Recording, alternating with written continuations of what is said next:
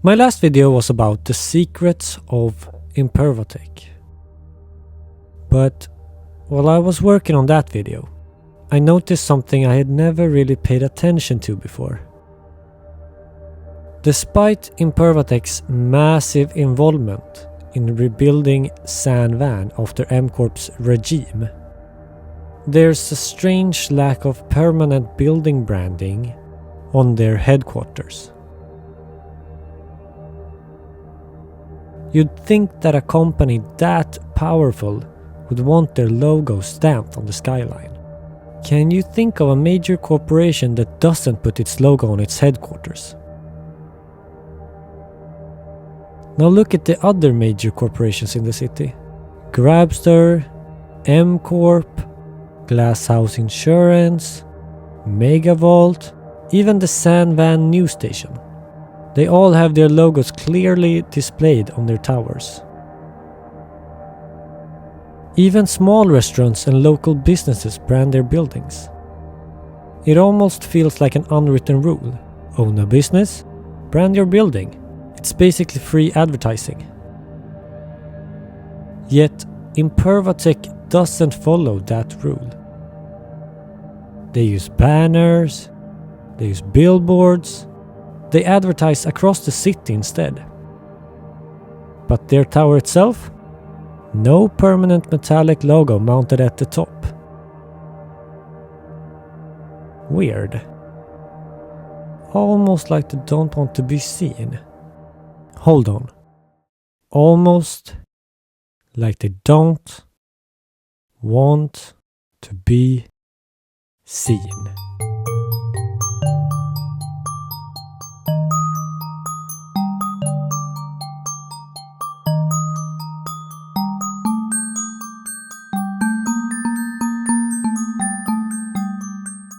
Let me rewind for a sec. When we look at those other corporate towers more closely, there's a pattern. Can you see it? M-Corp's logo. Gold. San Van News. Also gold. Glasshouse Insurance. Silver. Megavolt. Silver as well. Now, maybe this is all coincidence. But if it were random, the metallic grouping wouldn't be this consistent. So what if the metal colors represent corporate tiers? Gold could represent one dominant corporate cluster. Silver could represent another, possibly financial infrastructure, considering both the vault and the insurance company use silver branding. If that's the case, then M-Corp and San Van News sharing gold branding suddenly becomes very interesting.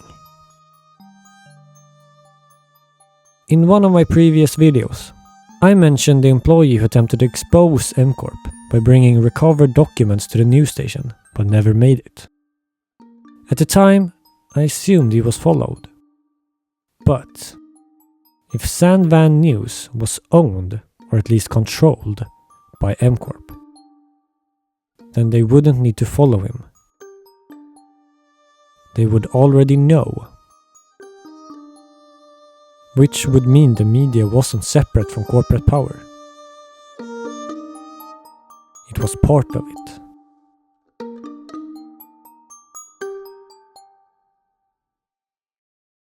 Now look at the silver tier. Glasshouse Insurance and Megavolt both use silver branding. If gold represents executive dominance, silver might represent financial control, as I mentioned earlier. An insurance company and a vault, possibly the city's primary bank, sharing metallic identity doesn't feel accidental. If you control the vault and you control the insurance, you control risk and capital. That's infrastructure level influence. And now you're probably wondering why I skipped Grabster. Well, its logo isn't gold. It isn't silver. It's neutral, black and white, which suggests it might operate independently of these metallic tears. But the fact that it stands outside the pattern at all makes it interesting. And if there's more beneath the surface there, that might be worth digging into later in another video. And finally, impervatek.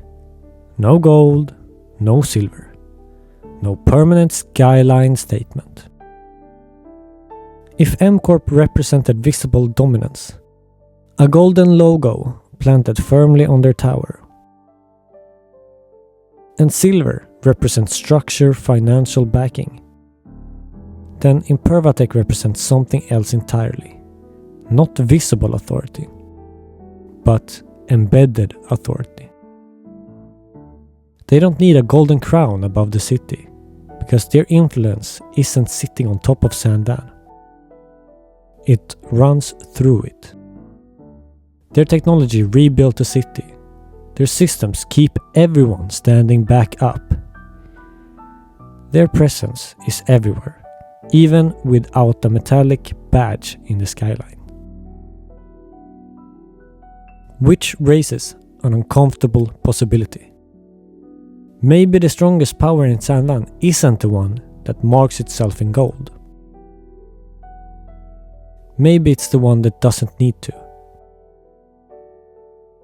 Maybe the skyline isn't just decoration. Maybe it's a visual hierarchy. Gold at the top, silver supporting it, neutral on the outside, and a new kind of power that doesn't brand its tower, because it doesn't have to. It's possible this means nothing. But if the skyline reflects corporate alignment, then San Van isn't just rebuilt. It's layered.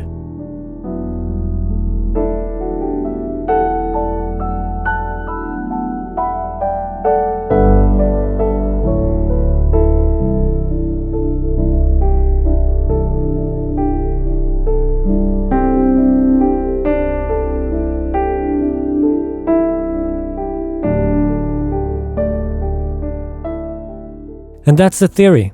If you spotted something I missed, or if you think the metallic tears mean something completely different, I'd love to hear it.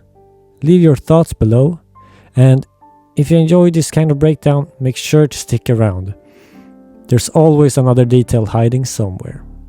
Bye bye.